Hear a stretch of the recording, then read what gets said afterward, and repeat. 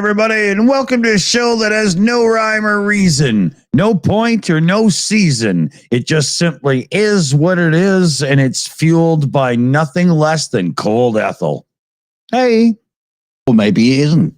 Well, maybe it's none of those things. Maybe this show doesn't even exist. It's an AI figment of your it's an hallucination. Stop taking the mushrooms. You're all right now. You're all screwing around on Chat GPT, and it's flipping out. It'll be okay. Yeah. It won't. It won't. We'll find out in an hour or so. Hello, everybody. Yeah. So you got out of the toilet, did you? Yeah. Sorry, I was late. Yeah. Bit of an issue. I put in the live chat. I said you fell in the toilet and your wife was trying to get you out. I had to get the plunger. You had to shove it down with a big stick. Yeah. Then the plunger was stuck to the top of his head. They had to, cut it off. And it's crazy day. Right. Yeah, crazy day. It's been one of them days. Yeah, well, there was that whole thing, speaking of which, with Elon going on stage with Trump. I bet a lot of people here saw that. If you haven't seen it, it's everywhere on Twitter. As you can imagine. Yeah. I've been dropping a few subtle comments, responses to people's posts about it. Yeah, it's kind of hilarious. Over the last few years, we've all heard Donald Trump say that he would weaponize the Department of Justice against his enemies, and he would get rid of the Department of Education and basically set himself up to try to be Caesar and run the damn country until he's dead. And Elon had the audacity to say on the stage that if Trump doesn't win, it's more than likely to be the last election in the United States. What a hunk of crap. I thought that was hilarious because basically that's what, we've been saying about if Trump gets in. Yeah. Project 2025 and all that, all the plans that have been laid out, they actually look like they'll just take away democracy as far as you know it. So they sort of just think, well, if they can say that, we'll say the same about them. Yeah. with no rhyme or reason whatsoever. Yeah. The audacity, like you say, is just incredible. Musk said it's probably the most important election in American history. I sort of agree with that, but he's thinking only for the rich to be able to get richer. He has no concern for anyone else. Yeah. Right. Oh, that's what I remember one of the tweets or excretions I saw on Twitter. basically someone has said, had a picture of Elon up there, and it's basically saying that, if Trump gets in, him and Elon are going to fix America. And I said, well, if he fixed Twitter first, I might believe you. Yeah. Because if Elon is going to come in with Trump and get a job, that means that first thing he's going to do is fire 70% of the people. Anybody remember the whole Twitter takeover? Yeah, crazy. I don't know. Well, the thing is, the way I see it, as far as majority of Americans, probably just know Elon as the SpaceX guy, and the Tesla guy, and they all, think the cars are great. They're not really like keeping up with the actual facts or details of these sort of things. Right. So they'll see Elon up there, a massive figurehead businessman in America, and they'll take his word for it. Yeah, they'll believe him. And I hate to say it, he made Trump look good. Well, to Trumpers, to Trumper thumpers, right? Oh no, I just think to people who just don't pay attention.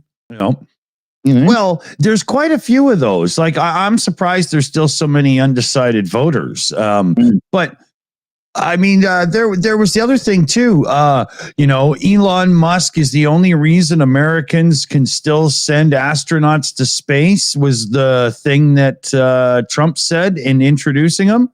Yeah. I mean, Boeing did it. They weren't the most successful, but they did. That's not just SpaceX. Come on now. Yeah.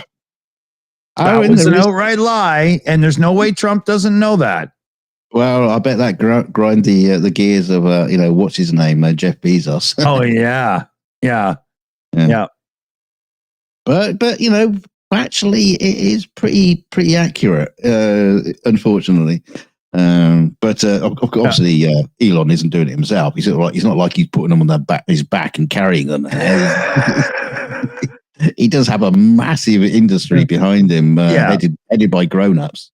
Oh, yeah. Which is the only thing that makes SpaceX normal compared to his other endeavors, right? He's just, that guy, right? Purse strings and, fundraiser and everything, right? Yeah, I think the only slight input he has on SpaceX is, do we actually need that part? Would be the first thing he'd say. And the other one is, we'll make it more pointy. Make it more pointy. Yeah, that's about it as far as rocket design is concerned. I'm pretty sure of it. Yeah, exactly. Yeah, I want it to look like that little spot in those statues you see around Rome.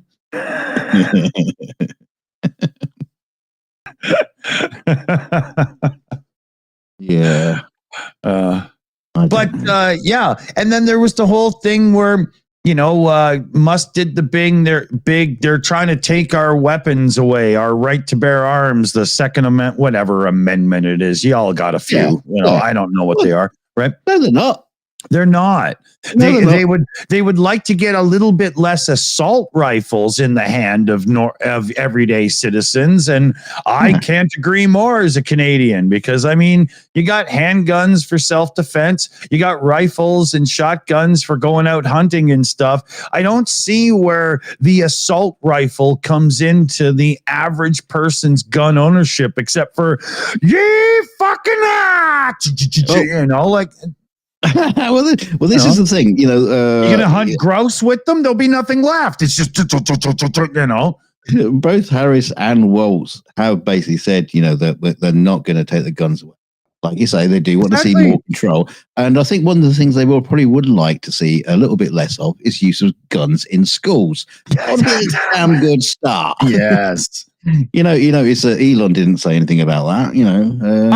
I rode my bicycle on my own to kindergarten when I was 5 years old. I didn't have to go through a metal detector. Now I know you don't let a 5-year-old take themselves to school anymore because the world has changed. But metal detectors at schools? Yeah. Yeah, that's where you learn to make stabby knives in woodwork lessons. Yeah, at that point, school is just preparing you for jail. How to make a shank or whatever. Yeah. Now there was a great Sherlock Holmes story where someone was murdered by using a big stabby implement that was ice. So it melted. There was no weapon to be discovered. Right. So learn that, kids. There you go. And it won't get checked in the metal detector either. I wonder if somebody could figure out how to make an ice bullet that would actually work. Imagine that. No. They're called snowballs. Yeah. Launched hard enough to just put a hole in a human. Yeah, no. Back to the guns. Yeah, the Waltz and Harris don't mind you owning guns. They just don't like you shooting people with it. That's the only thing that are against, because it loses taxpayers and voters. Yeah. So stop shooting our voters. Right. And even somebody like crawling in the window of your house, don't shoot until you know for sure it's not your drunken brother that can't remember. It's not, or some shit, right?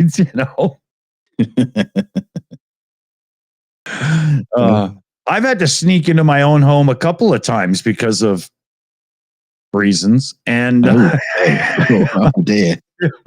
Well, no, but as a kid, you sneak out at night, or you get home and you realize somebody forgot to leave the key, so you got to climb up and crawl in a window or something. It happens. I thought you meant like in modern days. He was an adult to sneak in. Yeah, no. Felix is there with a shotgun, standing at the door. Oh. No, I even have a secret key in case I screw up and lose them, hidden outside somewhere. Yeah. Underneath the gnome. Yeah. Yeah. Underneath Nomeo.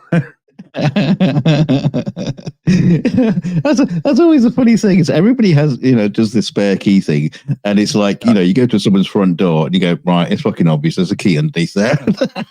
I tied mine around the neck of a bird that I have trained to come for seed. So as long as I don't put the seed inside, I'm all right. Yeah. It will lock you in. Yeah.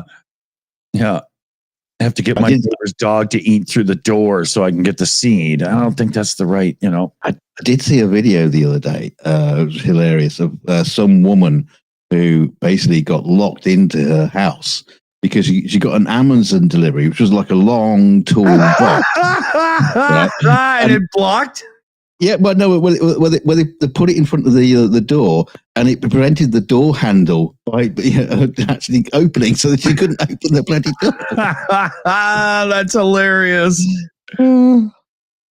That's really funny. I've seen that as well, where somebody put the package and they show you a picture of the security footage, but then the wind blew and it blew across the door, and then it got stuck on the little pillar thing, and the person could only just barely get their hand out to try to flip it was a funny set of pictures on a website I saw once.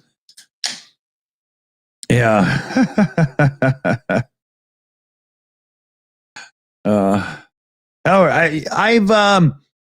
I recently I found a couple of things that I might share here. Let's see if I can get this already. Yeah. There's a pair of underpants he's owned since the 1980s. Well, not quite, but let me see if I can get 70s. this. Yeah. I have exclusive footage that no one's ever seen before of Tony Hawk's cat learning how to skateboard. Yeah.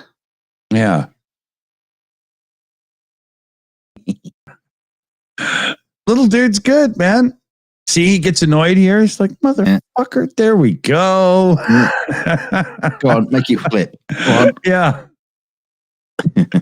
Yeah, that's funny, I've been collecting a few things for community posts. You'll notice we got that going on again. Yeah, it's like animals on skateboards is probably got to be one of the most hilarious things. Possibly happen. And they're usually, the dogs, they're usually like pugs. I don't know why pugs seem to be really into skateboarding. They're quite cute. It does make sense, right? You know how we've been doing that whole thing with right to repair, and how you could write on like a receipt, your own terms and conditions, Yeah.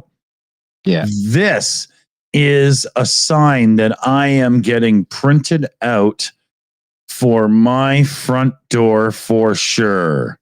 Door knockers, please note, this household charged $50 a minute to listen to sales pitches, religious messages, and fundraising stories. This charge is payable in advance. By knocking on this door or ringing the bell, you signal your agreement with the terms outlined above. Love it. Right? With that whole thing where Uber's getting out of the lawsuit over a serious injuries in a car accident due to terms of service, this should be legal. Yeah.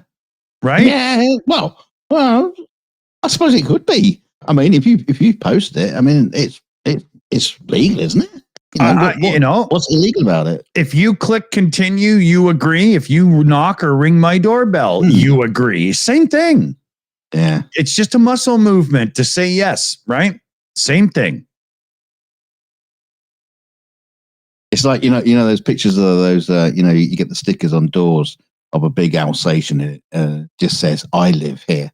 Yeah. I'm going to get a picture of my wife and put that on a sticker on the door saying, I live here. Yeah.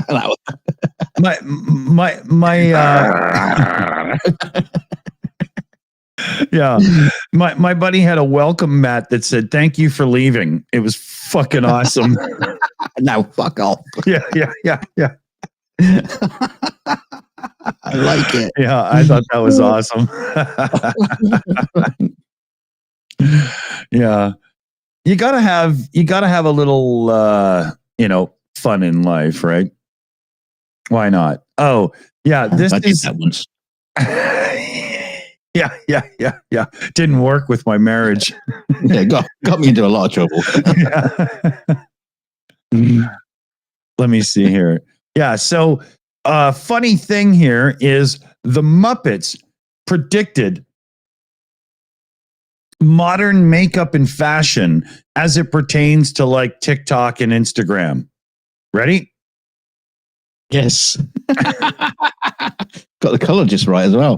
Oh yeah. That's almost AI perfect. I said, so there was one of these like one of these like blind date TV shows on the other night, and Kelly was like sitting watching it, and I swear to God, there was a woman that turned up who just looked just like that. You know, so her lips were so pink, just so pink. It was unbelievably pink. But her face was like, you know, so coated in like foundation, and you know, you could see it, you know, just like yeah. And obviously it stopped at her chin, and her neck was a completely different color. And she had and teeth. My God, you know, okay, my teeth are manky and horrible. Yeah, okay, I get it. But she had like white teeth, and I don't mean white teeth. I mean the kind of teeth that are so white you could do a color balance setting on your TV because of it. yeah, exactly. Yeah, it's like pure white. There's no shade whatsoever. It's just like white. I mean, I understand. I understand people like to have like, you know, nice looking teeth and all that kind of stuff, but I don't understand why people like to have their teeth to that sort of like, you know, dazzling white that actually starts to make them look blue. Yeah, you know what I mean? It's yeah, like, there's nice, clean, proper Hollywood teeth, and then there's stupidity where they're becoming transparent in a way. You know, they just don't look like this should be in your mouth. Yeah. They look like they should be somewhere else. Yeah. I don't know. Did you use the same paint they use on Ken doll? You know, like it's too much. Incredible. You know, sorry, can I take your teeth? I want to take it to the decorators. Yeah, I like my ceiling disc. Yeah. Actually, no, you put a little blue in ceiling paint because it does better with diffusion or whatever of light. Yeah. I learned that once. Strange piece of knowledge to have in your fucking melon, but I got it. Well, that's why I think they put in teeth whitener as well. Yeah. For the same reason. Anyway, sorry. Yeah. Well, a friend of mine who's a Star Wars collector, he got himself a set of the VHSs of the original releases from when they come out. Now, he bought them on Temu, so here's a screenshot.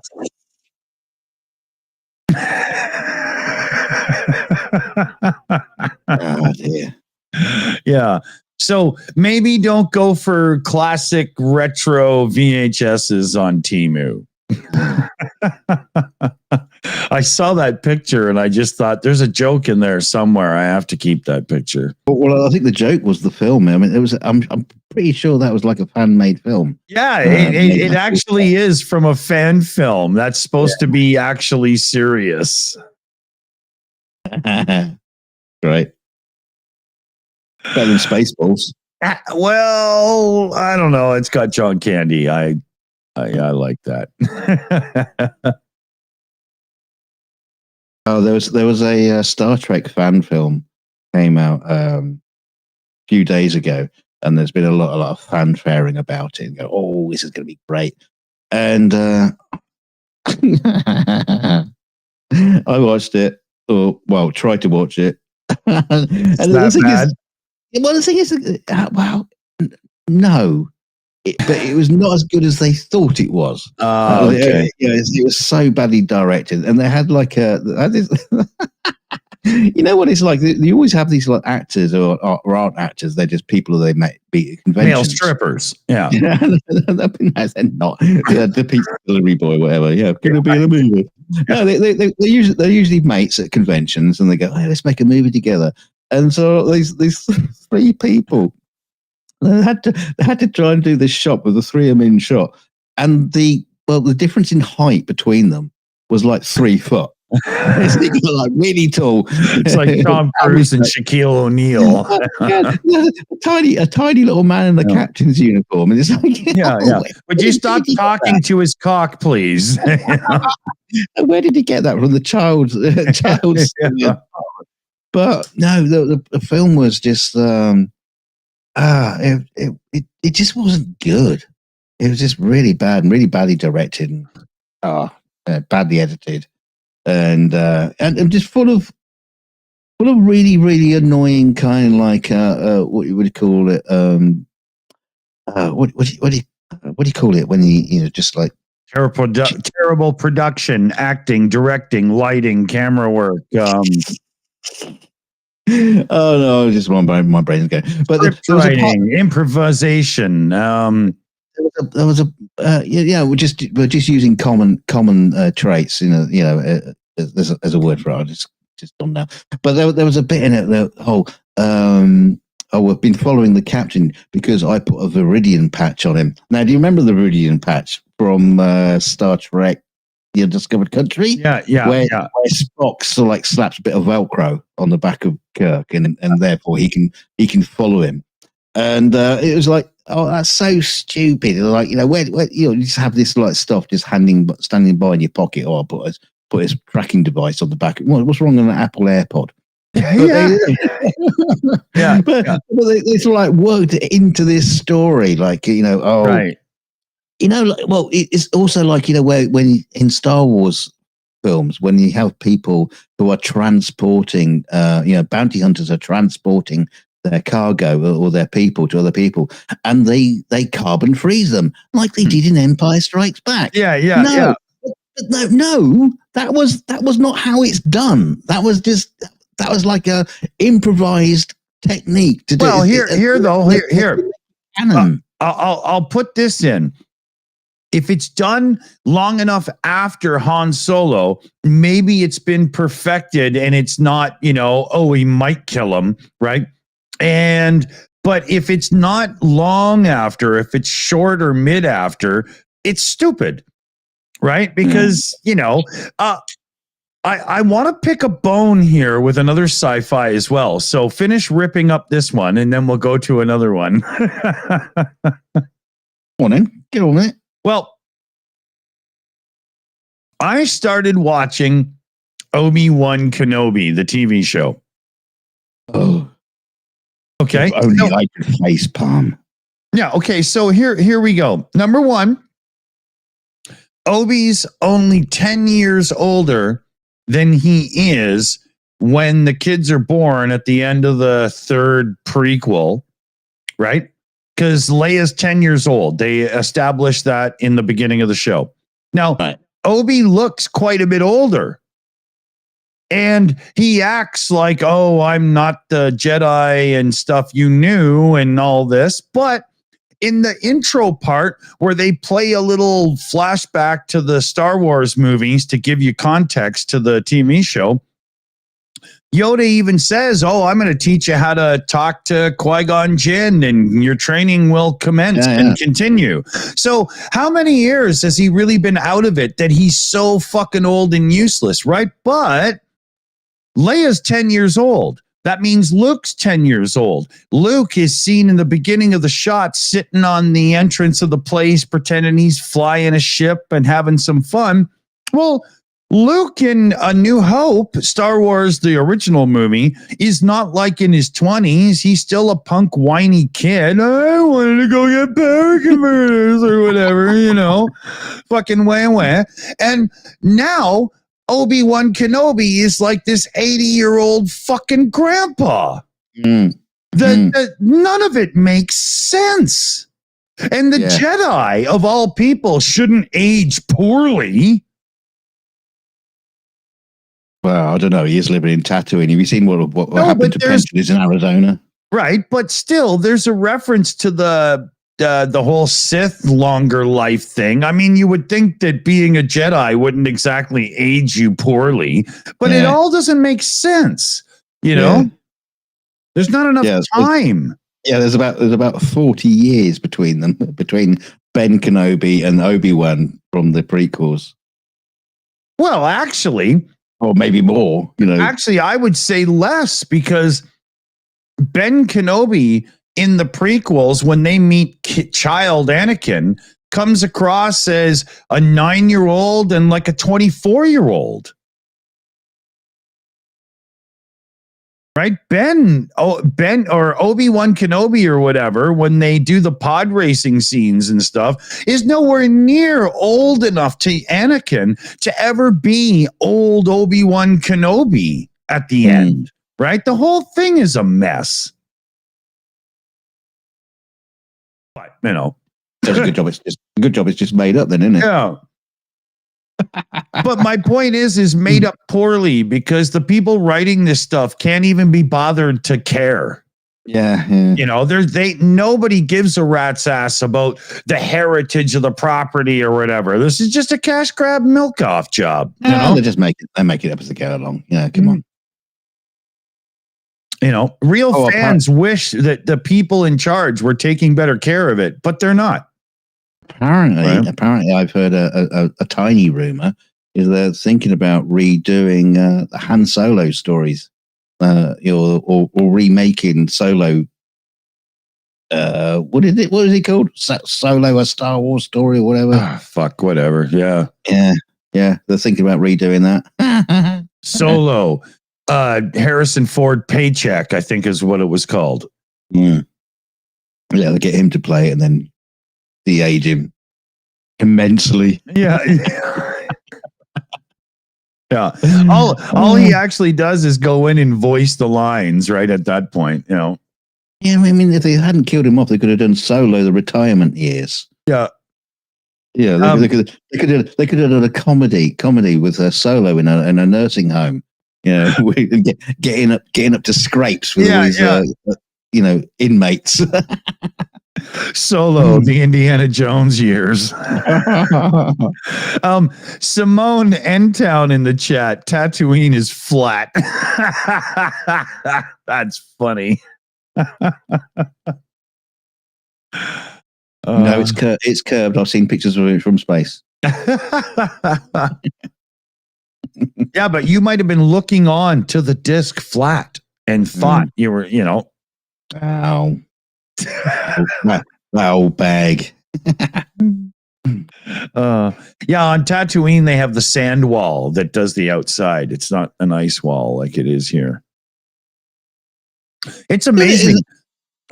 It's amazing how people can take Antarctica, which is a place, and turn it into a protective circle. It's very strange how that can happen. Wow. If Trump can do it, anybody can. That's true, right? And he didn't. Yeah. Because remember, Trump's the guy that can cures what ails you with UV light and bleach. God, what a dangerous dude. Gets okay.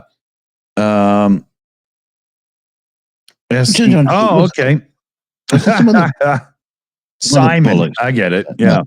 Simon. Yeah. I got that wrong, but hey, whatever. You gotta learn. You gotta figure it out, right? How are you supposed to know? Exactly. I don't know. I definitely am one that'll get it wrong, though, if I'm going to actually. Yeah. Because why not? Right? Yeah, reading words and all that kind of shit. Yeah, it's tough on a man, I get a little dyslexic thing that kicks in sometimes, too. So, like Michelle Deekerby in the chat there, Orby. I put the R after the B a bunch of times in saying that name in the past. I know this. And then I see the name and I read it right for the first time. And I'm like, well, always happens. We've talked about this before. I don't know if it was on the show, just like privately, but, growing up and just reading books and stories like that, it would be blah, blah, blah, something, some person's name. And you go, I can't figure out how to pronounce that name. I'm not going to bother. I'm just reading a book, and every time I see that, I'll just go blah blah blah, blah his name. Steve. Yeah. Right. It's like I can't remember what it was. What I was reading years ago. Some book, and it kept talking about some mountain. Chenny.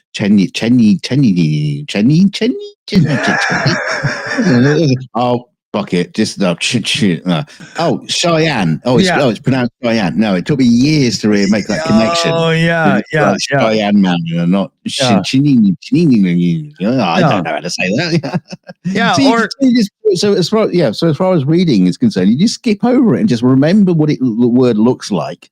Just have that image in your head. Like that exactly that person, that character, and that's it. You never try to learn. Mm-hmm.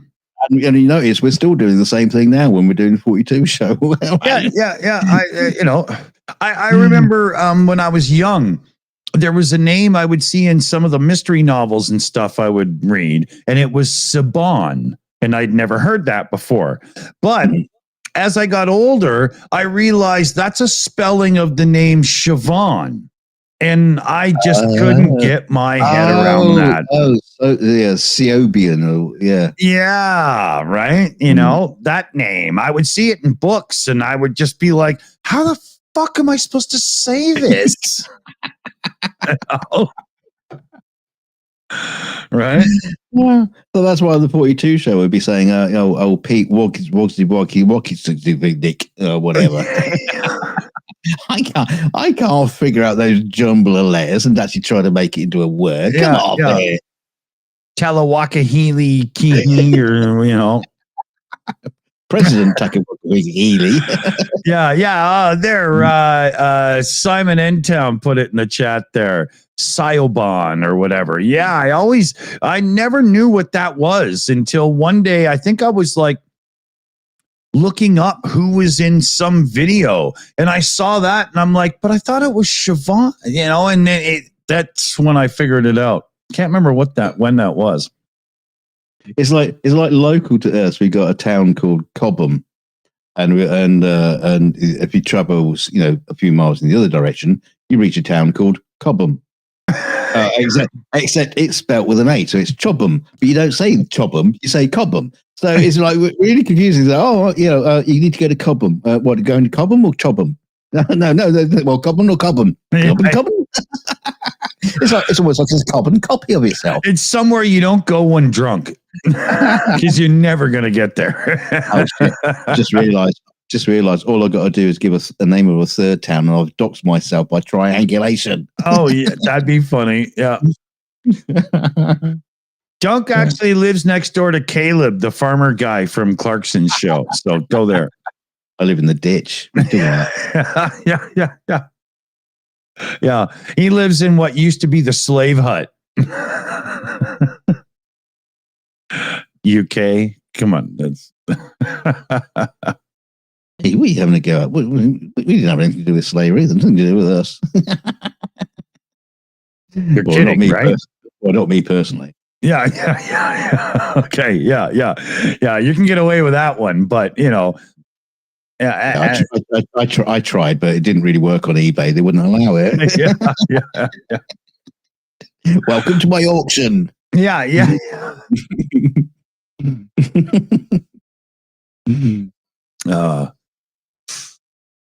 We've got a classic TV sci-fi thing going on in the live chat. What are they talking about? Battlestar Galactica, Buck Rogers, 1999 and stuff. There's a shout for Red Dwarf. Oh dear, Red Dwarf. That's a series that won't die. You've probably never seen it. I still haven't. No, not yet. Yeah, no. Well, it's a bit late to start now because you got 24,000 fucking seasons of it to get through. So what? I don't know. There's a lot of them. I thought there was only 14 episodes or something. Well, no. It's like 6 episodes in the first season, another 6, and they just kept going and going and going. I don't know what series they're up to. Something like 24. It's like The View 24. In America. It's a show with chicks on it. Yeah. just God, seems watch to that. go on forever. Yeah. Yeah. It's funny though, because Red Dwarf is one of those sort of like series that just like it changed so much over the years. The first season, it almost plays a lot of the comedy quite straight and very, very simple and very cheap. And then it gets a bit of a budget, gets a bit more extravagant, and then just like it just went. In the end, it's still cheap, but they look like it's they make it look like it's a really expensive production, but it's not. It's still cheap. Yeah. And the jokes are cheap. That's where all the saving the budget was, just with writing the jokes. Yeah. They actually hired somebody who could write. Commander Prankster in the chat was asking, watched Firefly yet? No, I haven't. No. You started to. Yeah, I watched like the first 10 minutes and realized I wasn't in the right mindset for it and paused, but then I forgot and I just haven't started again. So good reminder. No. Yeah, it's one of those sort of things you'll probably never get yourself into the mindset. I'm not sure. I have this thing that in the background tells me this one isn't for you. I don't know why. Are you scared of disappointment or just like wasting your time? It's almost a don't meet your heroes moment at this point. You know what I mean? Like, you guys built it up to the point where it's got to be the best TV show I've ever seen. Otherwise, I'm just going to call y'all out as morons, right? I still think you'd enjoy it. You knuckle down into it. Yeah. You make it sound like a job. Yeah. Put some effort into it. Yeah, it's homework. Yeah. There you go. It's homework for next week's PubChat. At least watch the first episode of Firefly. There you go. How about that? That's not much of a challenge, is it? Just the first episode from beginning to end. I'll try. No, that's not how homework works. Actually, it did in my day. It's do or do not. There is no try. Oh, no. With homework, there's party in and party out. There's only so many times, Yeah, that's true. I was pretty crap at homework. Oh, yeah. I had a science teacher in grade 10 who literally passed me because I did a really good project for the science fair that year and won third place. But I made it up on the spot the day before the science fair and had 3 of the girls in the class help me make all the little things for the 3-sided board you put up. And I just made up the information on the spot. It was hilarious. I want a recreation of this. What was the science project? What was it? What was your scientific experiment? My scientific experiment was I realized I had to keep it within my wheelhouse because I had to make it up quick. And I did the effects of music on memory. And this was 1984. So what I did was... You can't, not too sure you can't remember. Oh, no. I'm trying to remember the year of your age in the grade, right? Memory. It was 85 because it was grade 10. I got my license in grade 11. And what I did was it was really simple. It was 1985. So heavy metal bad, classical good. And what I did was I made up charts and graph information for the girls to do up that made it so heavy metal was bad for your memory and classical and other happy music was good. And everybody believed my bullshit and I won third place. And you got your doctor's license the next year. Yeah. But really, all I had to do was feed into social perceptions. I was like, "Oh, this is easy. I got this." It's like you used Chat GPT before it was even invented. I was Chat GPT before it invented. You sure enough hallucinated this one. Yeah.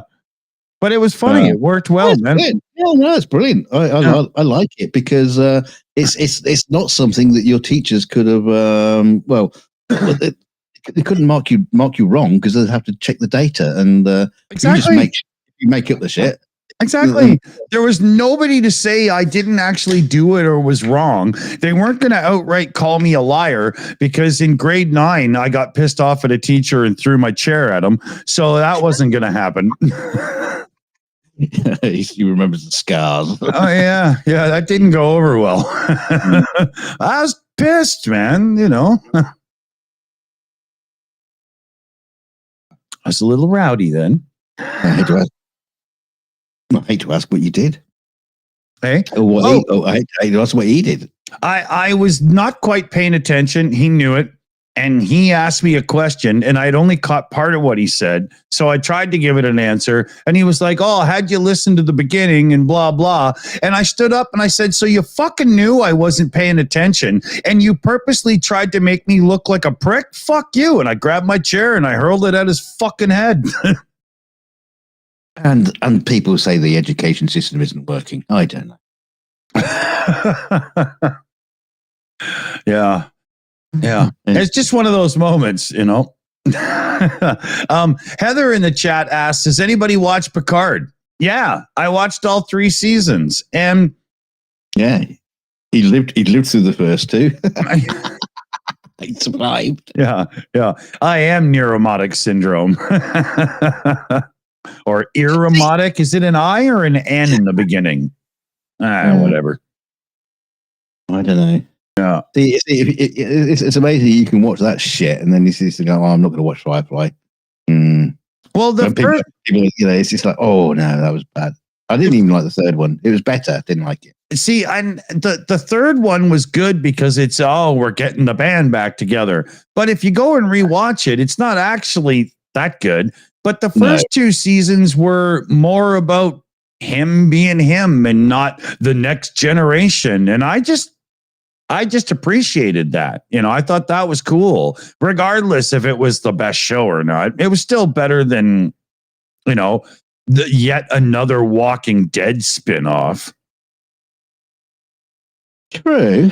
I mean, I don't know how many. I mean, I have no idea. I don't watch that at all. Just not interested. Yeah, but I did like the 3rd season. It was pretty good. Yeah, they did kind of like steal a lot from a lot of the movies that had gone beforehand. Stealing the Enterprise and that's actually loads of connections there that are very, very similar to previous movies. Just like they just pieced together like a Frankenstein. Yeah. There was a moment that reminded me very much of All Good Things with one ship coming in to save the day. And I was like, that's when Riker goes, "I knew you wouldn't let this go. Hang on," or whatever. I remember that so well. A couple of shout outs. The one thing I did like about it, before we get the shout outs, is they did end up with like really cool Starfleet leather jacket uniforms at the end. And it's like, "Ooh. Yeah, now they all look like motorcyclists in their 80s. Can you imagine what's his name? Patrick Stewart. Yeah, okay, we'll do Picard, but if you guys can't figure out how to make a uniform that fits, I'll kill you all. Because him doing the whole thing all the time. Yeah, I don't want to make that out of leather. Yeah. Couple of shout outs here. So Dunk on You 23 gifting out 5 Shills memberships, no less. Plus, Dunk on You 23 comes in with a super cool Stream Elements Direct $20 tip. Hey, rock it out. Oh, I like that. Rock and roll. Uchi Q. Ooh. Thank you, Dunk on You. That's 2 in a row. Awesome. Thank you very much. Yeah. Very Don't cool. do that. That's rude. What? What you just did. Yeah. Why? That's 2. Oh yeah, you guys do some weird thing in the UK where that's supposed to mean something. Don't keep doing it. Don't keep doing it. Yeah. No, it's supposed to be this. You guys do it all wrong. It's funny when you're watching like a UK YouTube show or something and somebody starts to point and they always use their "fuck you" finger and they're literally giving you the finger as they're pointing at shit on screen. It's funny. Okay, now the story goes, do the 2-finger thing. All right, the story goes is doing this was basically a sign to the French army at Agincourt, because what they would do with archers, they would chop one of their fingers off so they couldn't fire a bow. And that's what the two fingers represent, is a V for victory sort of thing, and an up you to the French. That's how the story goes. Okay. Now I think what happens when you do the single finger thing, that's what happens after the archers have their finger chopped off. Oh, okay. Yeah, so they can't do that. Yeah, they can't do up yours, and right. They have to settle with just fuck you. Yeah. Okay. As Scott says, it's a myth. I didn't say that, it is a bit of a load of bollocks. What do you call it? What do you call a story that's a load of bollocks? Akin to Merlin. Apart from just something I say. Oh, yeah. Yeah. Sounds like you're. Yeah, it sounds like you're giving me some Merlin-esque British stuff there. So it's a myth. Yeah. Yeah. What do you mean myth? Yeah. Yeah. If my son was here, he would quote a line from the Christmas Chronicles, a Kurt Russell movie, where the little girl goes, "Go ho ho ho," and he turns around and he goes, "I don't do that. That's a myth. Fake news." It was a pretty funny moment. One of the few in the movie, to be honest, but he likes it, so I don't care. Well. Yeah, to be fair, that is one you've recommended me to watch, and I still haven't watched it. So yeah, it's touche, my friend. Touche. Yeah, no, but it was fun the first time I watched it with him. But he can literally watch it once a month, and it's been around for years. You know, and it doesn't have like the charm of Charlie Brown Christmas or something, right? Something I can actually watch year after year and enjoy. Now they started showing the Christmas movies on the channels over here now, because obviously it's fucking October, and wow, Christmas movies start. And I did actually find myself getting into Jingle All the Way, with the actual Arnold Schwarzenegger one. No way. Really? It just came on. I just started watching it. I didn't realize I'm still watching it. Why am I still watching it? I've never even seen it. Yeah, he's great. Oh, this Arnie. It's goofball Arnie movie as opposed to the action movie one. But I like him doing this. I like him. I did enjoy him with DeVito in Twins. I thought that was funny. Yeah. Right. Yeah. Oh, here we go. Heather in the chat. Die Hard is a Christmas movie. Yep, I agree. I totally agree. Absolutely, it is. It's a stupid argument. It ends with, "Well, the weather outside is frightful." So come on, it's a Christmas movie. That's it. Yeah, it's like Mike was saying. Merry Christmas, Mr. Lawrence is a Christmas movie because it's got Merry Christmas, Mr. Lawrence in it. I don't know what that is. It's about a prison. Yeah, it's David Bowie's a prisoner of war in a Japanese internment camp.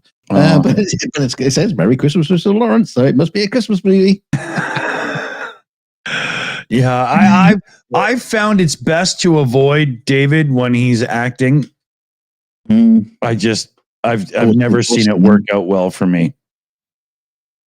Yeah, he's all right. He's all right. He's not always the greatest, but just David Bowie. Are you kidding? Yeah. David Bowie. He's like Nicolas Cage at 19. Yeah. Oh, what's that? That film he was in, Labyrinth. Remember the Labyrinth? I haven't seen it. With all the Muppets. No, I haven't seen it. Jim Henson movie. Yeah. Yeah, it just seemed like it was for kids when it came out because I was a little old. I think I was already like me. I've seen it. Yeah, just because I'm sitting there watching movies with animals and glove puppets and things, and you're out fucking chicks. Come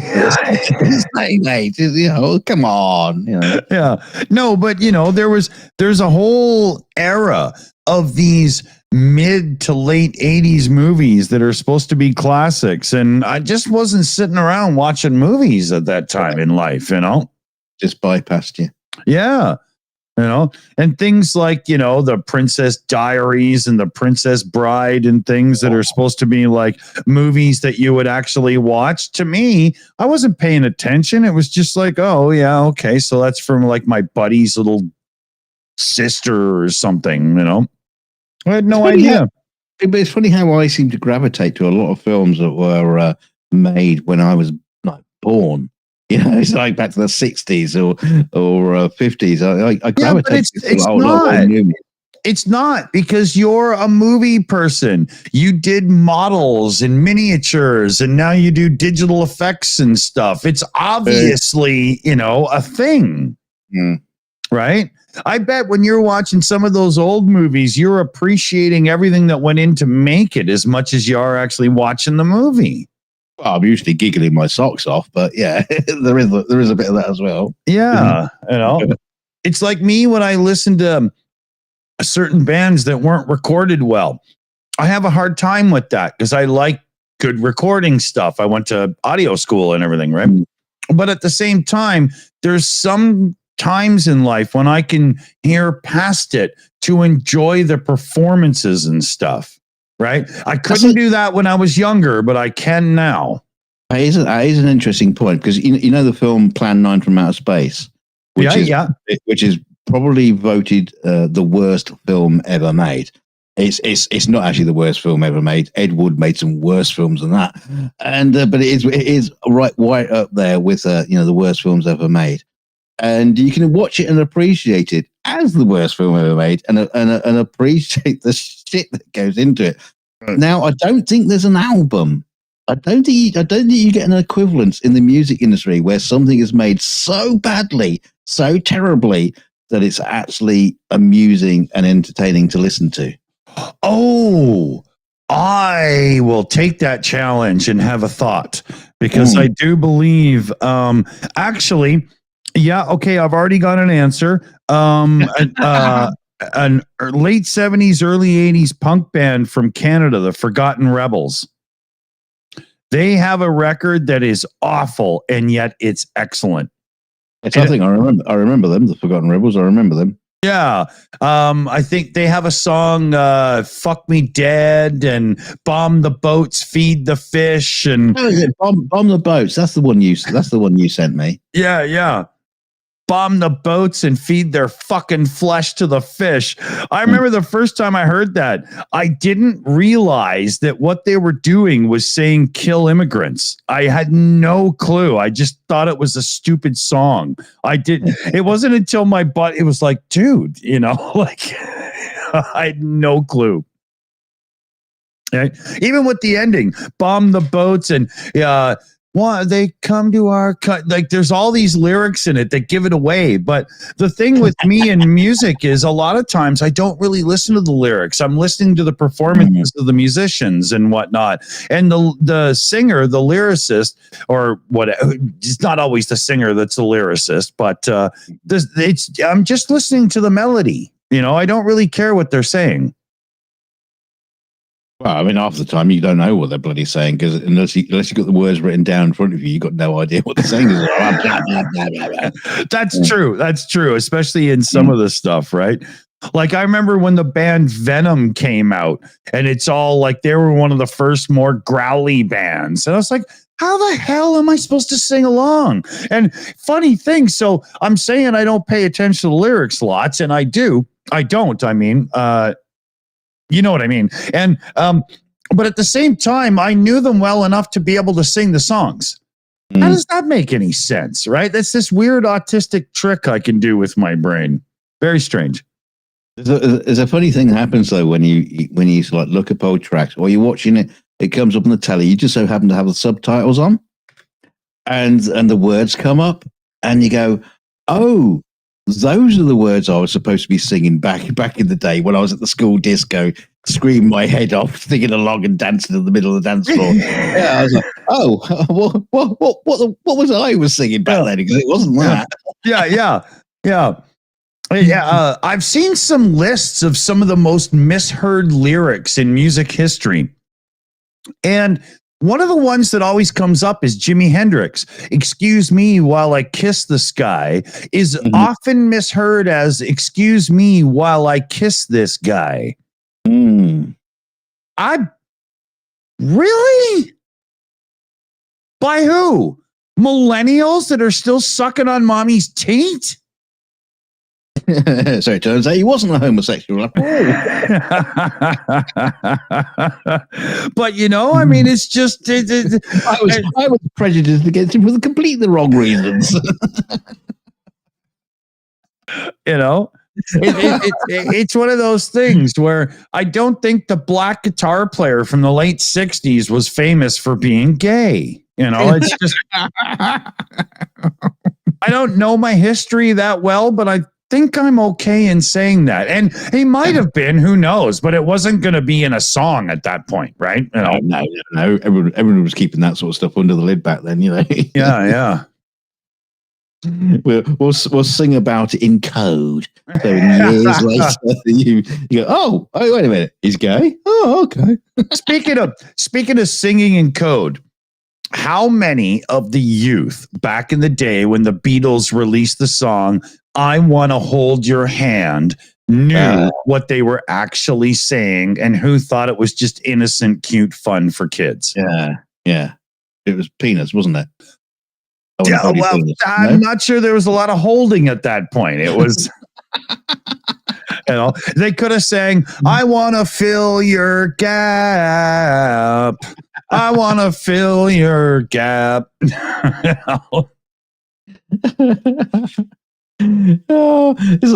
like I saw a cartoon today on Facebook, and it was like Cinderella with Prince Charming. And he's saying to her, right, now we'll see if it fits. And she's got her legs spread apart. She goes, "No, I meant the shoe."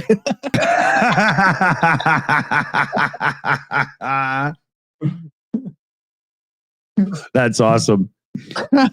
That's awesome. We got a big super chat here from Cypher. No, last $20. The 80s were great until I joined the army, and then shit got real. Slava Ukraine. Oh, yeah, man. Hey, if you joined the army in the 80s, you got a few years on you. You might even be older than that guy. Yeah. What? Yeah, I think you got, 3 years on me or something, you old fuck? 900 years old. You reached. Looks good you on.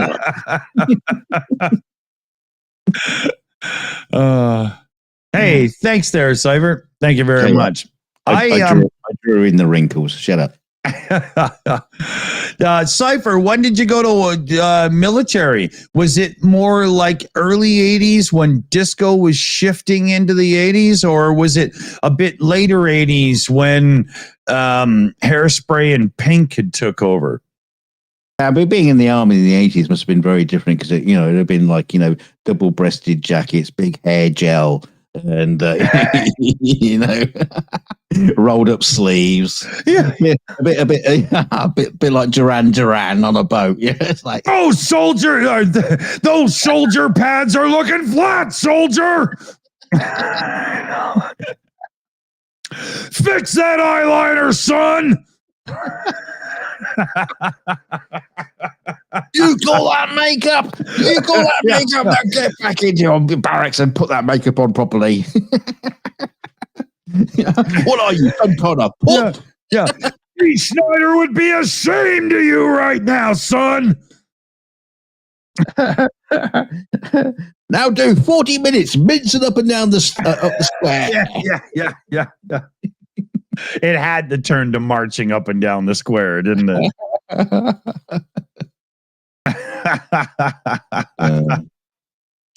And may God strike me down were it to be otherwise. Don't just stand there like you've never seen the hand of God before. And he freaks out. That's fucking hilarious. I just realized I'm going to start getting complaints in the morning from being too exuberant. My neighbors are probably wondering what the fuck I'm up to.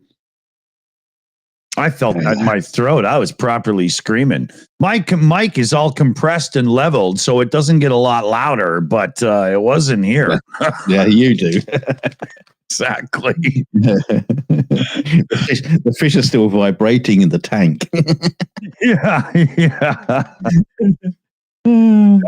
Yeah, exactly. Yeah, I got. You can tell the surface water is like Jurassic Park. Thump. Yeah. The neon tetras are all swimming around the snail looking for shelter right now. little earmuffs on. Okay.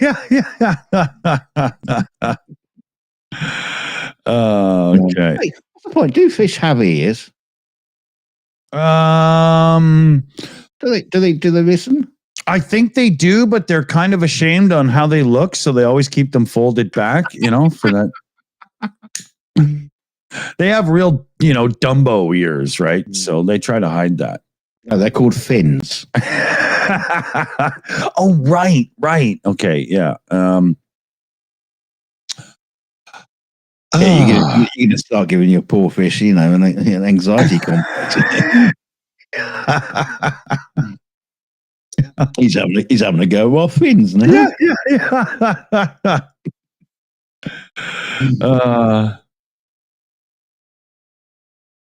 Dear. What do we got here? Oh, lots of time. Good. Okay. Lancer McMahon in the chat is saying, yes, fish do have ears. All right. So when you see a couple of fish schooling up and they do a little rub on the side, could be kinky. Yeah, but the thing is, what do they listen to? Because it must all just like come out as a... No, actually, to them it sounds normal because they were born in the medium. The world would sound strange to them when they were out of the water. They'd be like, what the hell is this weird sharpness to everything, Why am I dying? Yeah. It looks the same, but I can't breathe. Yeah, I'm sure the last thing they're thinking about when they're flipping around on the side of a riverbank is my hearing's gone a bit funny. Yeah, it actually is. Truth be told, yeah.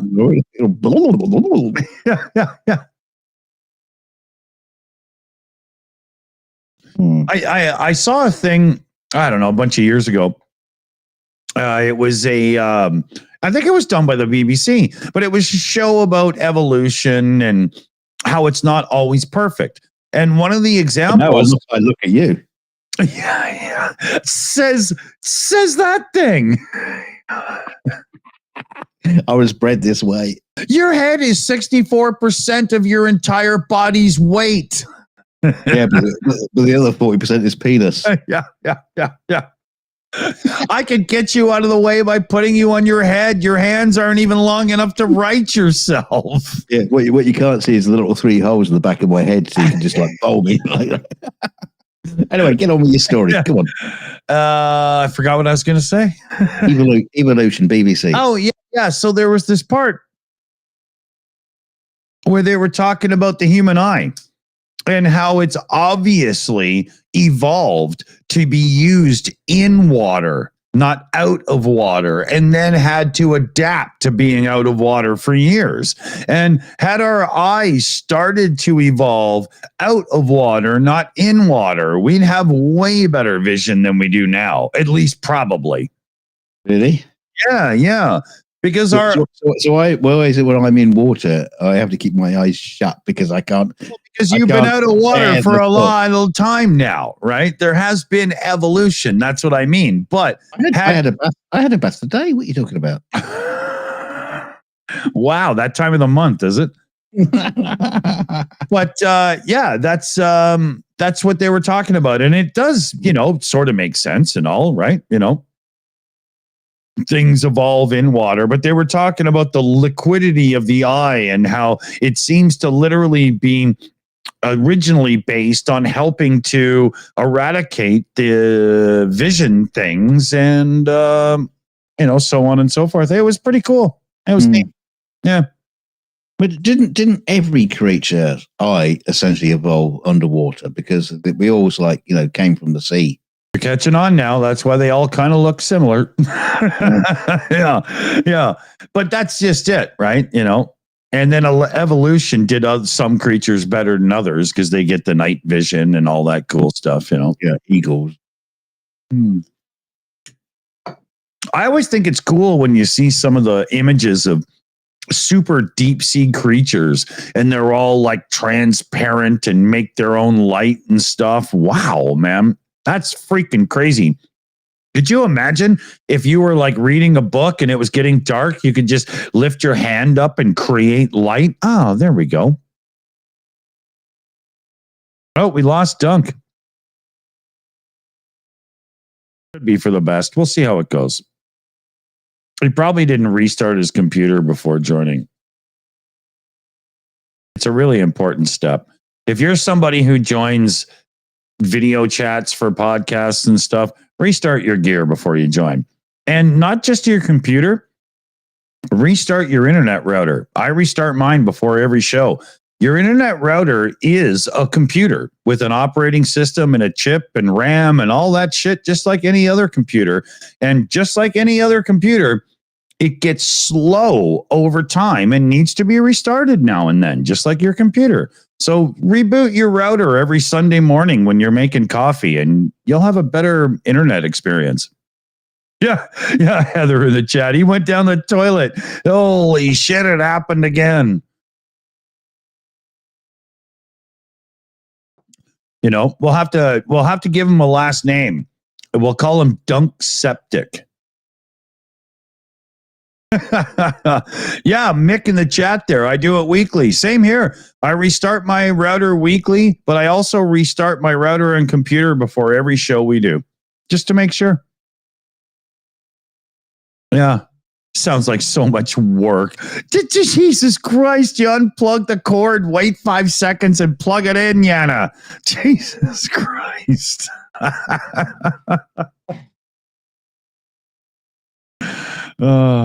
You're actually not wrong a bit, though, because modern routers take a long time to restart, especially those stupid router modem things that we get from internet service providers. Mine takes like 3 minutes to restart. It's ridiculous. But that's because it's running all this software to track what you do and send it back to home base and stuff. It's no longer just a modem. Now it's a device that harnesses our information. I'm going to have to get a beer in a second, but good thing I have a fridge now. Yeah. Random username in the chat. His router went on holiday. At this point, I think it went over to the neighbors to have a beer.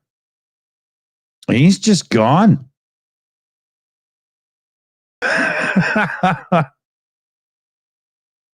You know what happened? You know how you always get the crop circles over in the UK? I think Dunk was just abducted. Probably by the Empire for looking like a little green Jedi. So this could take a while. We might have to have negotiations and hire ourselves a Mandalorian or something to go get him back. We could probably handle it, but, we'll see how it goes here. Maybe he's small enough he could have been stolen. So what if it was the Jawas that got him? Does anybody have a desert location where you get the big sand crawler thing coming by now and then for trade? If you do you want to take a look and see if you can find Dunk in amongst the astrometric droids and whatnot? He could be there. I don't know what happened. Oh, I know what happened. He went to open up another bottle of wine, and instead of just opening up normal, it exploded. And him and his wife were like blown into another county. And right now, they're just kind of standing up and going, wow, why are we in this field of sheep? So they'll probably give us a call in a second, and we'll see how they are. That's, I think, what happened. Exploding wine. There we go. Or no, maybe his son came in the room and decided that lighting up a blue angel was the thing to do. So he bent over and let out an unholy fart and lit it. And the whole place is on fire right now. And Dunk is in the middle of fighting it with a fire extinguisher. Yeah, maybe that's what happened. Oh, hey, look at this, though. I got something I can show you. Look at that. It's Greg freaking Terry. How you doing, buddy? Let me tell you how I'm doing. don't talk bad about Dunk. I'm just making this crap up off the top of my head, right? That is completely obvious. How you doing, brother? Good. What's happening your way? You're working with brother from another mother there. What are you guys up to? Prof and I just continued our discussion of, played off of the video I did yesterday called The Kremlin Connection, trying to validate. Yeah. And he's been doing some research on that as well. And he says, man, let's do a video this evening on that. So today, actually, I've been gone all day in beautiful Pittsburgh, Pennsylvania, 82 degrees and very warm. Got back and Prof and I jumped on it immediately. And we have about a 25 or 30 minute conversation, I think it is. Yeah. And we just did it. We just finished and it's uploading now, or it's uploaded. The premiere is going to hit in about 15 minutes. So, okay, cool. Yeah, it's just more further putting together these unique, strange minds to discuss our opinions on how the world is quickly becoming in more factions. Yes, sir. If you had a map right now behind you on your television, and I'm sure you could, but if you had a map on that TV at the background and it had Moscow in the center with the, as I call it, Legion of Doom on the map all around and whatnot, all the red strings would go to the center, wouldn't they? Oh, for sure. There's no question. The first thing I would do is I would surround the entire continent of Africa. The entire. No, I'm dead serious. In fact, Prof and I talk about that. Yeah. Oh, I know you're serious. I'm laughing because it's kind of sad how. I mean. Well, the sad thing about it is, Dick. Trial run for MAGA. The problem is this. How much news do you see about Russians in Africa, unless there's some big event happening with one of their military private groups? That would be zero. Murdering people, zero. But what people do not understand, and this is not from news or something I'm reading on Reuters. I've worked for the last 10 years inside of Africa a lot. And China and Russia own Africa. It's a fact. And I could bring on my African friends who are in government and who are in business, and they would flat out tell you Russia and China own Africa. And the problem with that is, and this is the Shills, so I can use this word, and this is a no F zone now since I dropped in, because you were really stringing them together really well there about 10 minutes ago. You get in that mood, and sometimes you slip back 20 years. I will tell you this. I'll use this word. Russia and China rape Africa. Yeah, they rape them, and they will promise. And that's what Prof and I are talking about. The name of my video, and we're going at the same time, pushing them at the same time. Mine's actually called Smoke and Mirrors, because that's what Russia does. They play smoke and mirrors. And watch what my right hand's doing while I'm doing something with my left hand. And that's what we're seeing. That's what's happening in the war in Ukraine. That's why we're seeing now the discovery of all these Russian weapons scattered throughout tunnels and Hezbollah and bunkers and storages that Israel's now finding, which we already knew. Yeah. But now it's even being validated at a much, it's larger, I think, than people realize. But it shouldn't be surprising with Syria there and Iran there and all of that. But the point being is, this is exactly what Russia wants. And your question was, if there was a circle, if Moscow was in the center of this map behind me, which, we could do that real quick. But I told you I would first surround Africa. And then the next place that I would surround would be the Capitol building in Washington, D.C. Wow, I'm back. It's nice. The B team. You got to go. You got to go back and listen. I made up some great stories about what you were doing. You didn't make up a story. Basically, you said an F-bomb every 4 words. Listen, Dunk. He was smashing you. It's nice. Greg's here, keeping it light. Dunk, I felt so sorry for you. I had to join and just defend you, my little green friend. I mean, he had you and your wife out in some field of sheep. I don't know what you were doing, David, on the backside tending sheep and fighting Goliath. I don't know, Dunk, but whatever happened there, buddy. Listen, and I don't want to just drop that one and then I don't want to drop that one and then not address it. I really mean that in regard to a red circle around the Capitol building. Over the last few years, I spent a lot of time at the Capitol building with House of Representative members and senators in meetings. The embattled Ukrainian ambassador I know personally, and I can tell you right now that every day on the Capitol floor, there's Russian propaganda. Every day. It's bills that are discussed. And listen, it's not just the United States. It's your parliament. It's the parliament in the UK.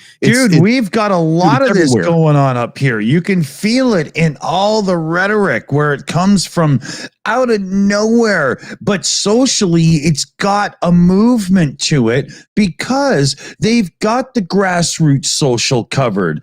And now they've got people in places that are infected with it, right? No question. And, a lot of times I don't like clickbait. I just rather tell the truth and have people join and grow the channel slowly, but it be proper and steady. And it's growing. But the title tonight on this premiere coming in a few minutes is Smoke and Mirrors. It's not clickbait. It's truth. It is smoke and mirrors what's happening. And, and just to further answer your question there, after Africa and then after I used the Capitol building, but I would say, Capitol building and governmental decision-making centers globally, they're there.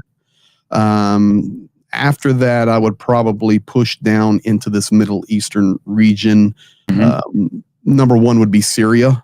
That is Russia's beehive, and I validated that yesterday with those guys having 120 military establishments, 20 full bases, 85 substations militarily throughout Syria. Nobody talks about it, but they're there. They're everywhere. There's a lot of money behind that too, right? Massive amount of money, massive amount of intelligence, weapons flow, illegal trade, you name it. Oh, yeah. And then, of course, and I know people don't think it's important, but I do.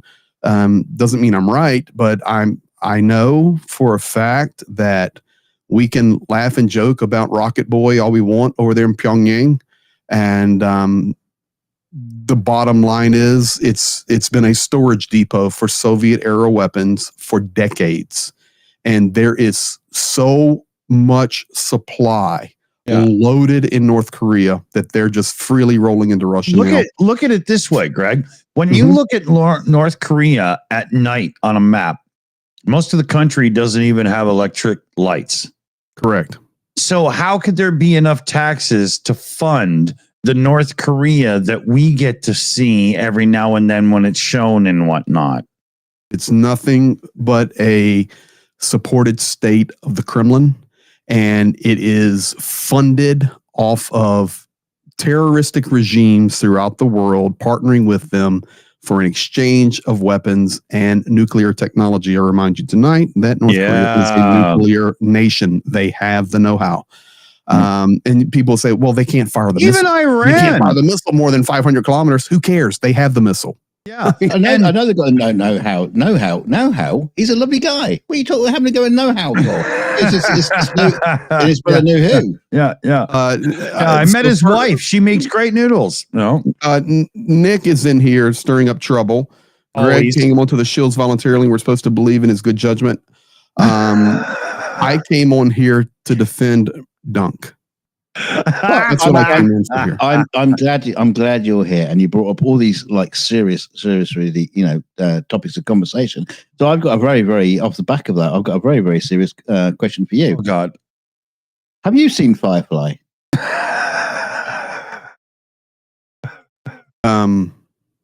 It's a TV show. If you don't know. Oh, okay. No. There are only two. There are only tears in the headlights. There are only two fireflies I know, Dunk, and this is with all seriousness. I know the fireflies that fly around my backyard with their tails on fire, lit up, and we catch them and put them in a glass jar and read by tail light.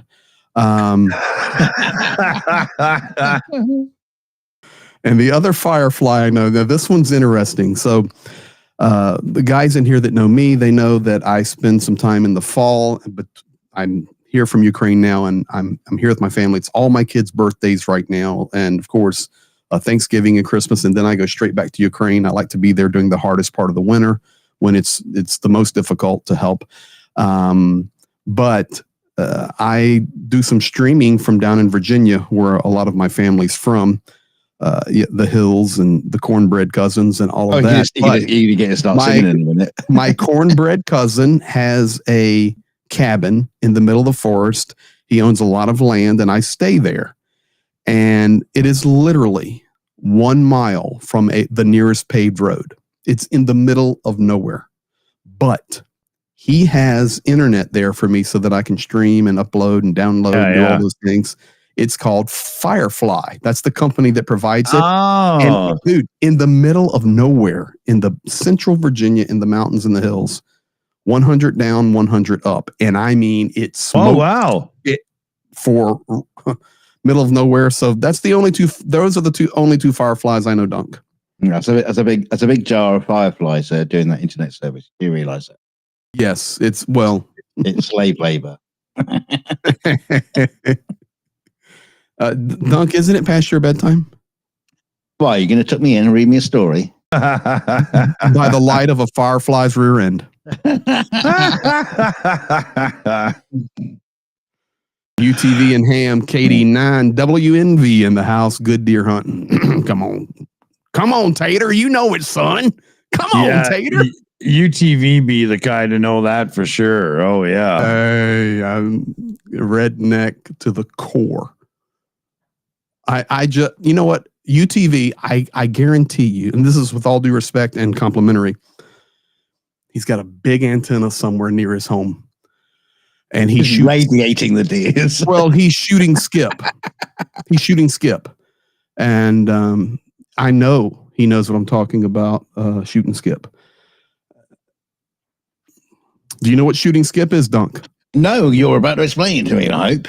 So if you have a CB radio and you put some boots on it, you know what boots are, Dunk. We're educating everybody in redneck. In the redneck world. I know. You know, boots on it, which is a power booster. You get a good cold night with it clear. You take your 4-wheel drive truck and you go up on top of the hill and you start putting out a signal. The CB signal will start bouncing off the atmosphere. And it'll bounce, and that's called shooting skip. And you can actually talk on the other side of the world, like shortwave, but it's on the Citizens Band. That's. And you can talk to Russia. I don't think they have CBs. They have unless they're made by Lada. Well, if they do, they're not going to listen to you, are they? They're not going to say, "Hello, good buddy." Right back at you. What's your handle? I know Russia built their CB radios on AM radio frequencies, so when they come over here and try to use them, it works really well. Let me answer Dunk's question, and then I'm going to need to bounce because mine's getting ready to pop, and I need to be in the chat and communicate with people. You're pregnant? But yeah, no. The big announcement is Dunk and I are expecting. No, the big announcement is. The big announcement is so big, I forgot it. Oh, Dunk asked, what's my handle? What's your handle, Greg? Roadkill. Oh. Roadkill. Otherwise known as Cajun Supper. Well, if you really want to know the truth, when I was a young boy growing up in the hills of Virginia, my handle was Little Weenie. Oh. And that is because as a 3 and 4 and 5-year-old, I was addicted to the hot dogs up at the Tasty Freeze. But as I grew into a young adolescent, I told my cousins and my family, I said, you know what? I'm kind of getting tired of this Little Weenie handle here. Can I get a new one? And that day, heading to hunting, I hit an animal. And drug my car down through the woods. I'm telling you guys, this is the gospel honest truth. Drug my car down through the woods. My cousins came in all their big 4-wheel drive trucks, pulled my car out of the ditch, and they said, "Little Weenie no more. You are now forever known as Roadkill." It was a whale. I love it. So redneck stories from America. All right, guys, you got Dunk Mac now. You got Take Me Home to the Place. Oh, I belong. You guys, my son is gonna flip out. He is such a fan of that, man. Mountain Mama. Take me Listen, home. Vic, I we gotta swear, play some music, bro. my son's favorite singer of all time is John Flippin' Denver. What? Not Barry Manilow? No, my son loves John Denver. And so did my father. My son loves Mutual of Omaha's Wild Kingdom. So did my father. It's one of those things, man. It's almost genetic, you know? It is genetic, I believe, you know. Yeah. But that would be a good conversation for the Shills sometime. Talk about genetics. All right, I'm going to go. Buddy. You got Dunk back. You guys be blessed. See you later. Take care, man. See you, Shills. Dunk, I protected you tonight. Get that out of here.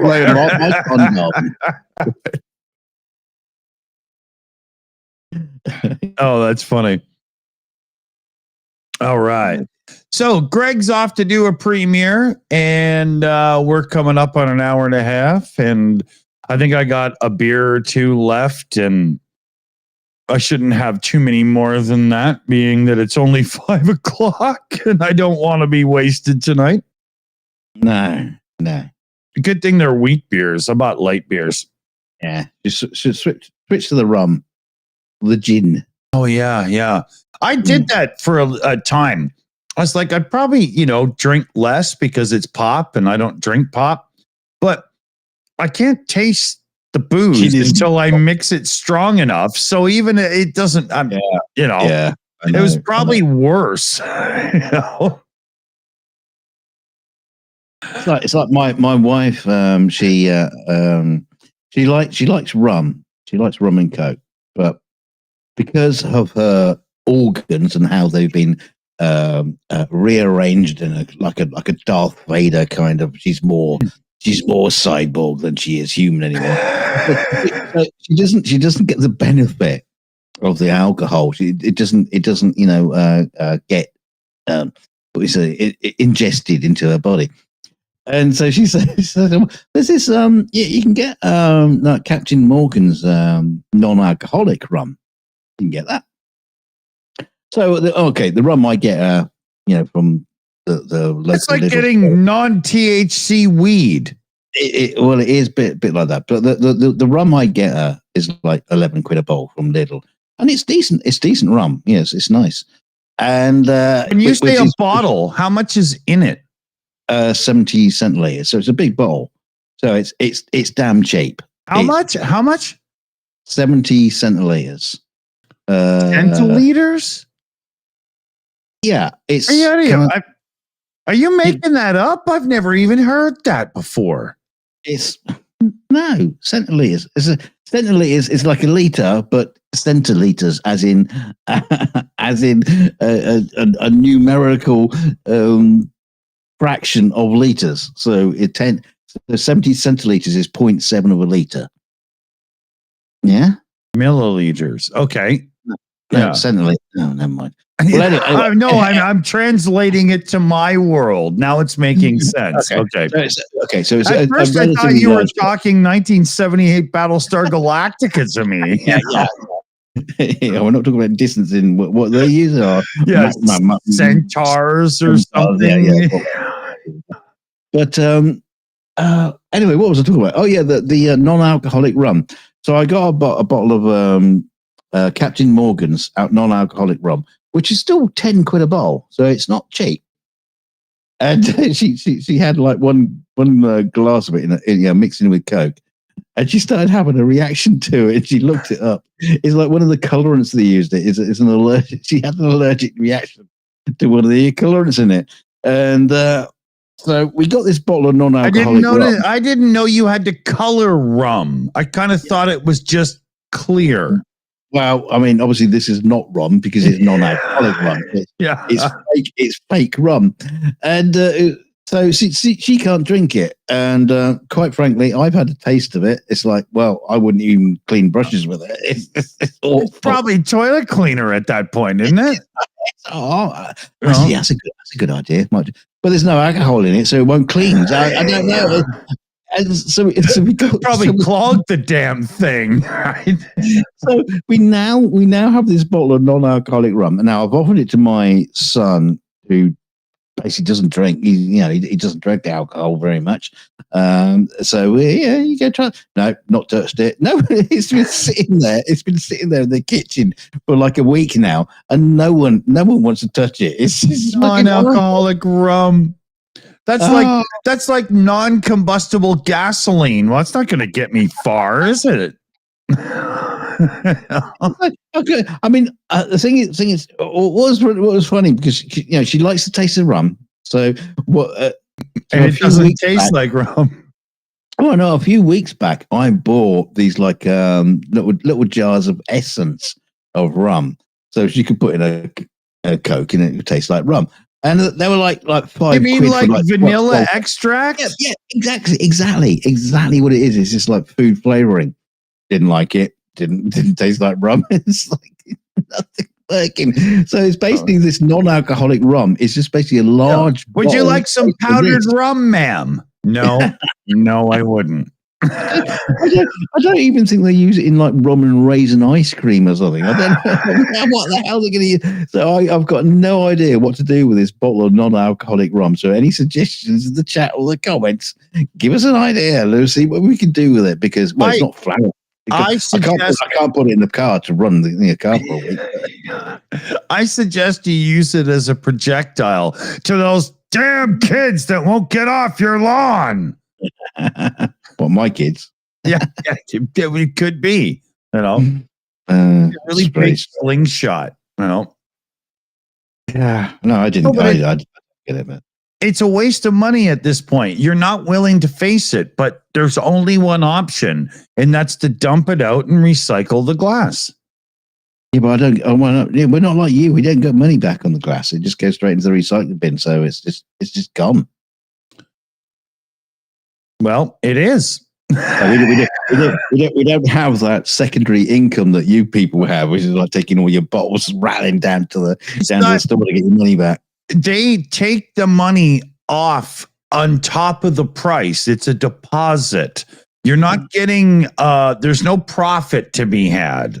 And what happens to a lot of us is we lose the deposit money because we just can't be bothered and give it to our neighbors who can be, right? Yeah. No, we don't even know that. Yeah.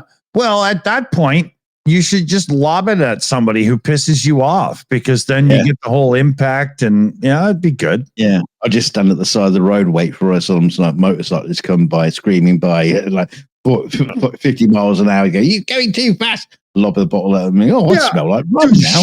He goes flying off. And you set up 3 or 4 cameras so you can really record it. Well, that would be cool. Yeah. Right. He'll go great to Twitter and then he'll get stopped by the police and go, hey, excuse me, so you smell like rum. Yeah, use one of those cameras that does like 4,000 frames per second for cool slow-mo, and you could probably sell it to the slow-mo guys.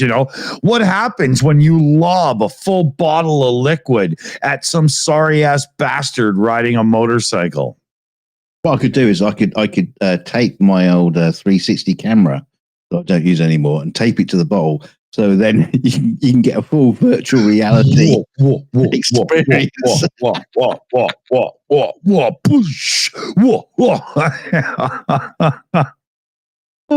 It's like I can't even turn it into a Molotov cocktail because the fucker won't light. There's no alcohol in it. It's useless in so many ways, right? I have to put some rum in it so it'll light. Look at it this way: the bottle has potential, but not its contents. Right? You can fill it with gasoline, light. Actually, to be fair, if I fill it with gasoline, it might taste better. Get you drunk. It's got a kick to it now. Yeah. Why does it taste like I'm 15 years old and trying to get my older brother's car fueled by my parents' car? Mm. That taste of gas. If you've ever siphoned gas, you know what I'm talking about because it happened to you the first time before you were more careful. It stays with you for like 36 hours. You burp and it's just, oh my God, it's so bad. It's the worst thing ever.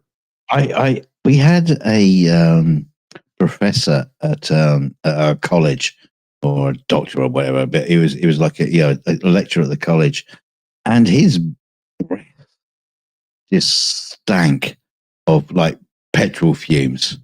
And I know he was probably like an alcoholic or something like that. But it seemed to have like done something inside of his body. So his breath. It wasn't like a you could smell the whiskey on his breath. No, it was just like this weird smell of like literally like gasoline. Oh. As he breathed on you. Like, you don't want to smoke near him, for fuck's sake. You might set his It was weird. I don't know where that came from, but I'm wondering in my old age, I'm doing that.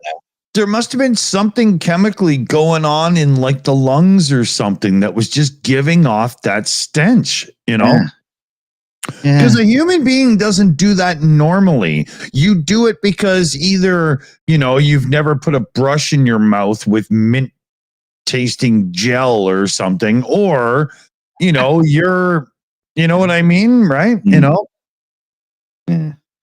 I remember this one guy I used to know. I won't say his name in case he watches and, is just nice enough not to, blah, blah in the live chat. But I knew this.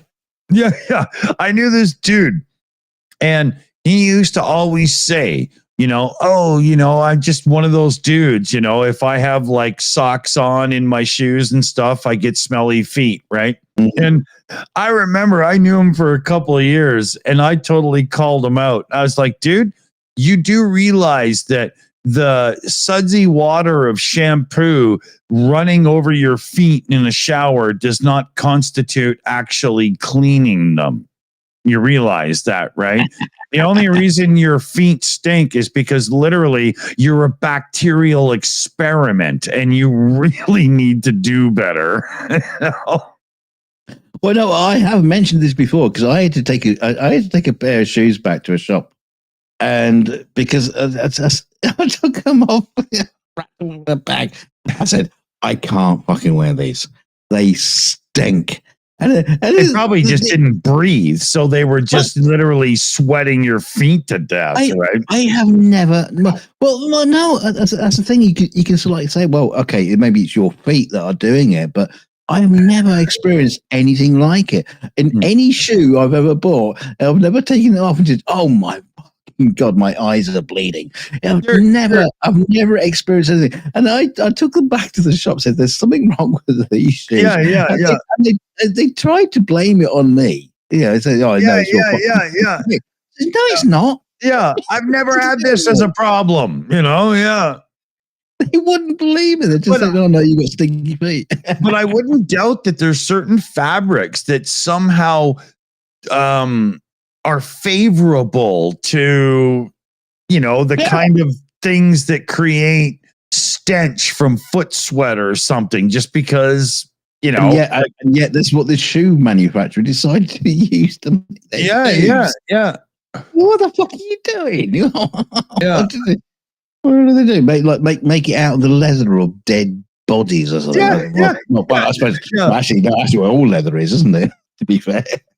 That's true. Leather is just skin, so something had to die, right? You don't get leather shoes that are still alive. Yeah, no heart beating in the way. Boom, boom, boom, boom.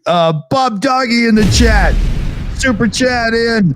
Shout out to Hitchhiker's Guide. Oh, that was from the previous chatter we were having. Good shout too. Thanks, Bob Doggy.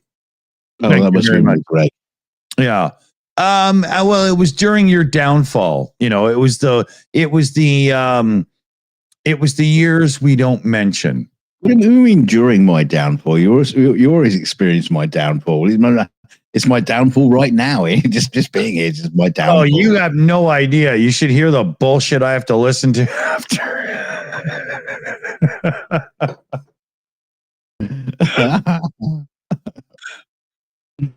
Oh dear. You know, truth be told, Dunk is the last living descendant relative of Merlin.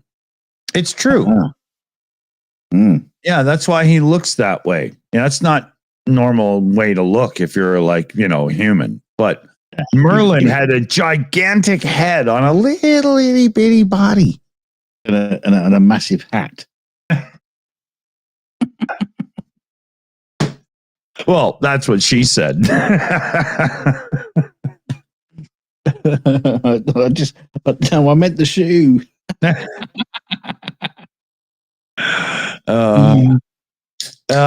What do we got here? Okay, we're coming on 2 hours. I'm on my last drink, and then I'm taking off to go have supper and stuff and try. Yeah, I don't want tonight to be just one of those all-out drinking nights. I gotta go back and be normal after. Fat chance. Yeah. Yeah. It's about as likely as as Trump losing an election elegantly, If you were normal, people wouldn't be watching. That's probably true. Yeah. Oh no, actually you get about 44% of that.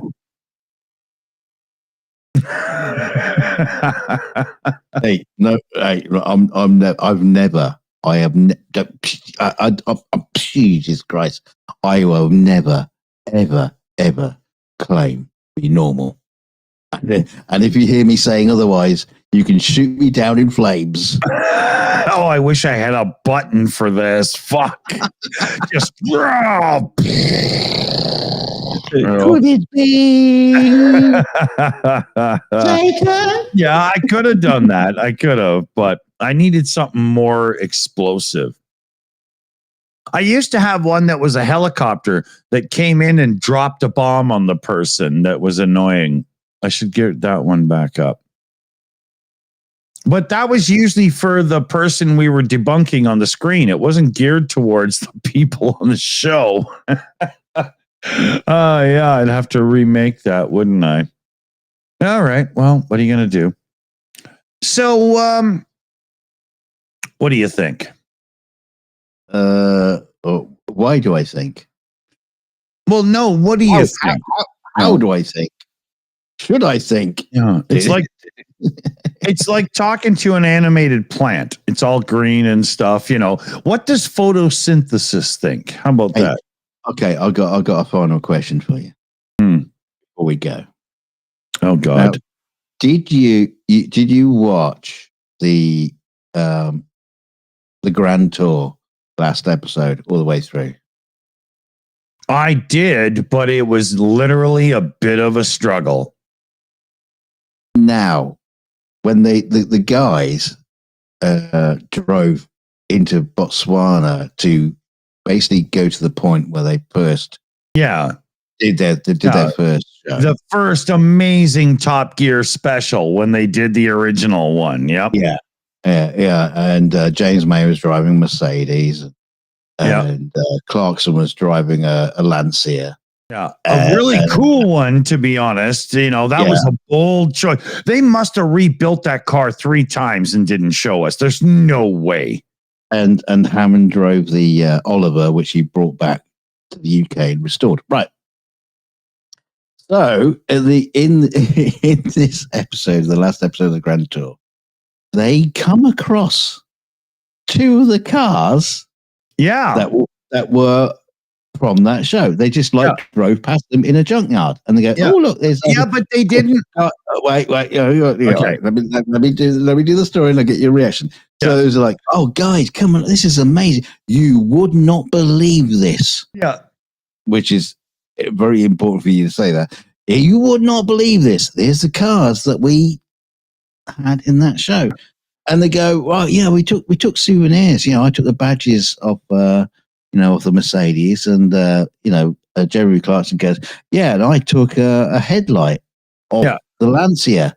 Oh, wait, I'm going to go to my suit. I'm going to go to my suitcase, and I have the headlight of this Lancia that I brought back in my suitcase for some fucking insane reason.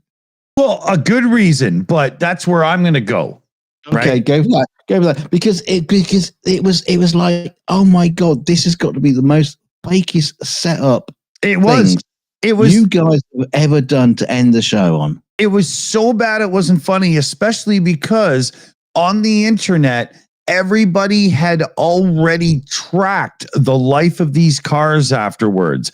It was literally no problem for the production team to chase down the people that own those cars at the time and say, hey, you want some American British money or whatever? Here we go. And boom, they were here. And exactly. It was, and that was the whole thing. When you watch the first Botswana episode, it's scripted in so much as they know what they're going to do and certain parts to camera and so on. But there's a lot of spontaneity in how things actually play out.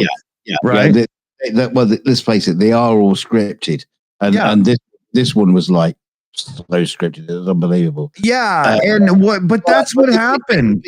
You kind of give it a bit of, freedom. Okay. You give it, even then it wasn't that entertaining. It was literally people trying to be the person they were 20 years ago when they're not anymore. Yeah. And so harking back and saying, didn't we do great stuff? And it was very, very, very, very sentimental. Yeah. And but that bit just like blew it for me. So God, you talk about breaking the fourth wall. And they're trying to seventh. And they're trying to make it like an emotional moment of look at how well this return to our roots happened. You fucking scripted it to the point where you could barely act and you're not even selling it. It was, It was like when they also get around that tree that they first filmed in Botswana, and they're also standing around the tree. Yeah. And they intercut it with the new footage and the I wouldn't be at all surprised if that fucking tree was polystyrene. They had to model it somewhere and then out.